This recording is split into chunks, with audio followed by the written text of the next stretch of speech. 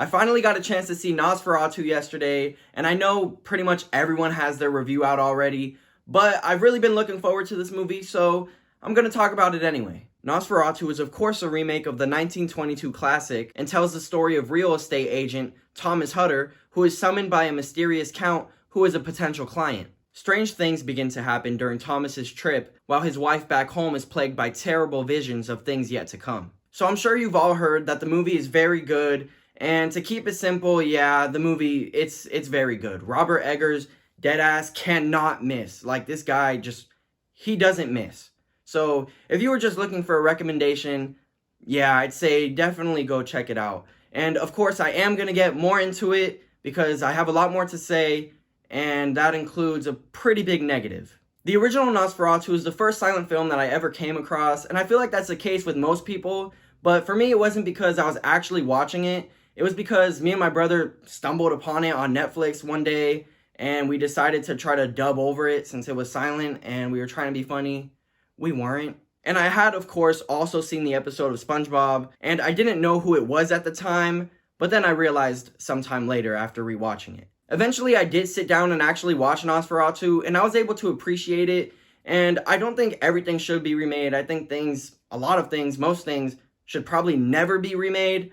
However, Nosferatu is kind of the perfect example of something that lends itself very well to being remade, since technology and storytelling in general has advanced so much since it came out 102 years ago. I mean, it was a silent film, so I think it makes sense. And yeah, there was a remake in 1979, but I haven't seen that version yet, so yeah. But when I heard that they were going to make another one and that Robert Eggers was going to be the one to do it, I was super excited. The story itself is literally nothing new since it is a remake, and they did maybe expand on some ideas and add some things, but even the original is just an unauthorized adaptation of Dracula. But as far as a retelling of a story that's already been told before goes, I think this is exactly how you do it. Robert Eggers' style is literally perfect for Nosferatu.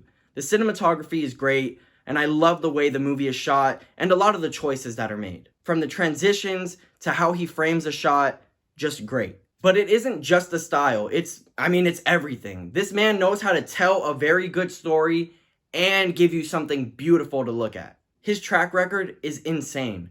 The Witch, The Lighthouse, The Northman, and now The Nosferatu. Like I said earlier, he doesn't miss, and I can't wait to see what else he makes. The cast here is also great, except one person, but I'll get there in a minute. Emma Corrin, Nicholas Hoult, and Ralph Ineson, hope I'm saying it right, are as reliable as always. I don't think I've ever seen any of them in something where they didn't give a good performance. The GOAT Willem Dafoe is in here too, partnering with Eggers once again. And do I really have to tell you he did a good job here? I think you already know that. And Willem Dafoe actually kind of played Count Orlok himself in Shadow of the Vampire. He played a guy who was playing Count Orlok, and the movie's about the making of the original Nosferatu, but the guy is maybe like an actual vampire. I don't know, it's weird.